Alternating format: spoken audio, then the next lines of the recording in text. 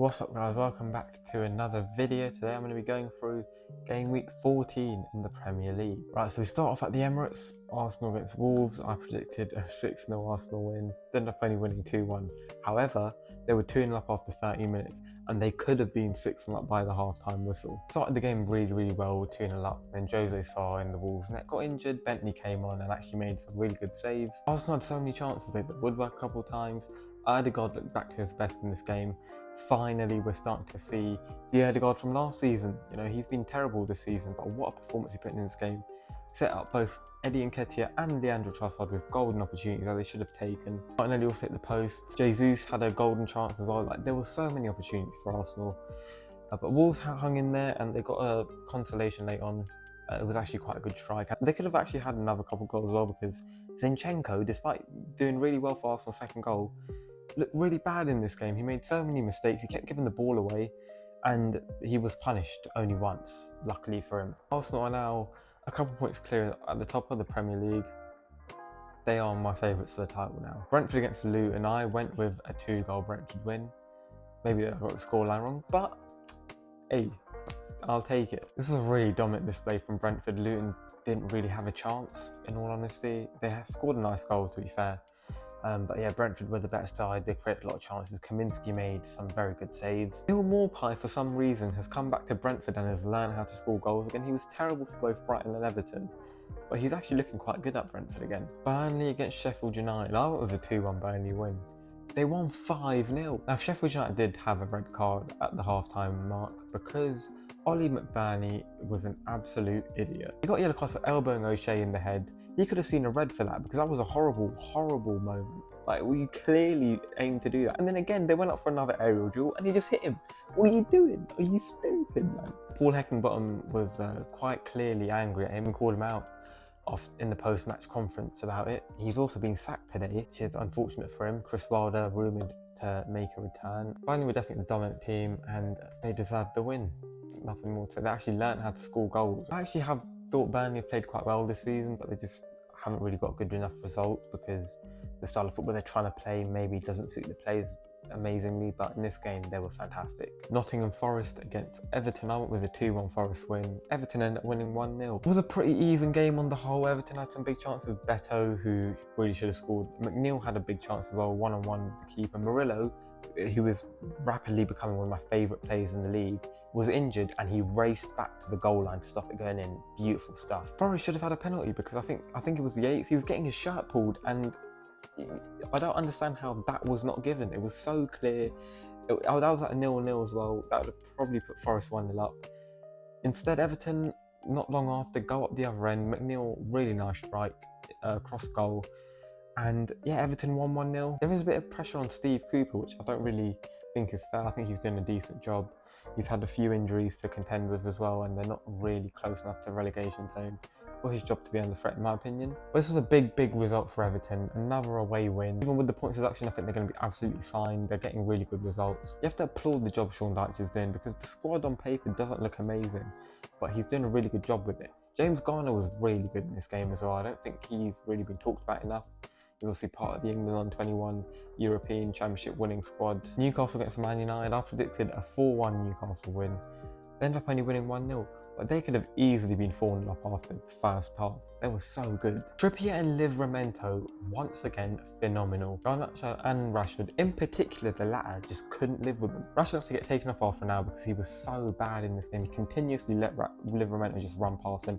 Didn't track him back, and the few times he did, he didn't even put up a fight when he dribbled past him. It was terrible. Like, genuinely, I'm beginning to dislike Rashford more and more. He's so lazy. I don't understand how you can be a local lad to your football club, getting paid so much money every week, and be that lazy. It's embarrassing. And if he keeps playing like this, there shouldn't even be any consideration for him to be on that plane to Germany at the end of the season. But one of the English Newcastle wingers, Anthony Gordon, got on the score sheet yet again. 4 home games in a row that he has scored in. He was fantastic again. Wan-Bissaka, one of the best 1v1 defenders in the league. We know Rashford doesn't track back, so Gordon just kept bringing Wan-Bissaka infield because he was told to mark him the whole game, which gave Livramento the whole flank to himself. It was brilliant to watch. Eddie Howe's a genius. It was disappointing they couldn't win by more. It was also incredibly disappointing that Nick Pope got a big injury. It looks like he'll be out for multiple months. De Gea's been linked in the meantime to replace him until the end of the season. Hopefully it's not as bad as it looked, and it's not as bad as it's being reported, because I really like Nick Pope. I think he's one of the best shot stoppers in the world, and hopefully we can see him back soon. That's another big injury to add to Newcastle's ever-growing list. It just makes the job that Eddie Howe's doing even more impressive. Best manager in the world for a reason. Bournemouth against Aston Villa. I predicted a 2-1 Bournemouth win. Villa scored a 90th minute equaliser, and it was 2-2. So I was really close here. I was really impressed with Bournemouth here. I thought they were the better team. I said it in the last one, but if Bournemouth keep playing like this, there's absolutely no reason why they won't be mid-table. As for Aston Villa, it's yet another game where they've avoided defeat on the road, which is definite improvement. They've got a couple big home games coming in the next week. Once again for Bournemouth, Semenyo was fantastic, man. He's such a good player, so silky. And for Aston Villa, it's good to see Jacob Ramsey getting some more minutes, because he was really good before his injury. And I hope to see him starting games soon. Chelsea against Brighton and Hove Albion. I went with a 1-1 draw for some reason. I was going to go 2-2, but I went 1-1, and Chelsea ended up winning 3-2. Chelsea were really good at the start of the game. They went 2-0 up within 20 minutes, and Buonanotte scored a really nice goal for Brighton. That's my boy, love him. Chelsea were then reduced to 10 men after Conor Gallagher got sent off for 2 yellow cards. The second week in a row where a Chelsea captain has been sent off. They need to sort this discipline issue out. Mudryk was then fouled for a penalty. People saying it wasn't a penalty. Personally, I actually think it was, mainly just because Milner kind of just took him out. Like if it was just the arm, fine, not a penalty. But he swipes him out, man. This has got to be a penalty. I'm sorry. Enzo Fernandez scored 2 goals in a game, which is insane to think about, considering he hadn't scored before. Another poor result for Brighton. They had so much possession. They were playing against 10 men for a half, and they couldn't even amass more than 1 XG. They do have a lot of injuries, to be fair to them, but I think they will be disappointed they couldn't take more from this game. As for Chelsea, finally another home win. Only their 4th of the calendar year, only their 2nd of the season. But it was a decent performance from them, especially with the fact that they were a man disadvantaged for a whole half. Liverpool against Fulham. What a game this was. I predicted 3-1 Liverpool, and I thought it would be quite comfortable. Ended up winning 4-3 in a really, really topsy-turvy game. Liverpool scored some absolute screamers in this game. So the first goal was technically an own goal from Bernd Leno. I mean, Trent said he's going to claim it, but it wasn't going in, so he kind of can't. McAllister scored an absolute screamer, his first ever goal for the club as well. But Fulham were really impressive in this game. With Alexander-Arnold inviting into the midfield, it left so much space on the left flank, and Robinson, who is a player I do not rate at all because he's just so bad defensively, like Alexander-Arnold is, actually had a really good game here. He got an assist. He could have had even more because he was putting in some really dangerous balls. Kelleher, I mean, I think it's harsh to blame him for any of the goals, but you could argue maybe Alisson saves a couple of them. Fulham absolutely bottled this. They were 3-2 up in the 86th minute. By the 88th, they were 4-3 down. They were a bit unlucky, but how do you do that, man? I don't care like how good Liverpool are and how the quality of players they've got. That's embarrassing. But that result actually took Liverpool into 2nd in the table. They are very much in a title fight right now. I'm still not sure that they'll be there come the end of the season just because of how bad they are defensively. This game proves that you can't be conceding 3 goals to Fulham, who don't even have a striker, but they do very much have some insane attacking firepower. Even though Mohamed Salah was completely off it in this game, he was somehow pocketed by Anthony Robinson, and they still scored 4 goals. Nunez, by the way, has scored 13 Premier League goals, but missed 33 big chances, which is just crazy. I can't believe people actually rate him as a striker, man. London derby, West Ham, Crystal Palace. I thought West Ham were going to win 3-1, ended in a 1-1 draw. It was a pretty even game. I'd probably edge it slightly to West Ham. I think they definitely showed more intent to win. Overall, I think Moyes kind of got it wrong here. Bowen up front didn't really work. He was completely isolated, and he only had 1 chance, which came in the 94th minute, which he probably should have done a little bit better from. He's a really big threat. You need to play to his strengths, and his strength is on the right-hand side. And I know Kudus is also really good, and he was playing in this game. Maybe he's got to find a way to move Paquetá into the middle. I know Souček maybe doesn't deserve to get dropped because how good he's been, but yeah, Bowen was just non-existent in this game, and he's such a good player. You have to make sure that he is involved. Paquetá was really good though. In a more positive note, I thought he was fantastic. He played a really nice ball to Emerson, which he should have done better with. I remember it was just such a great ball. For Crystal Palace, Elise was very good as well.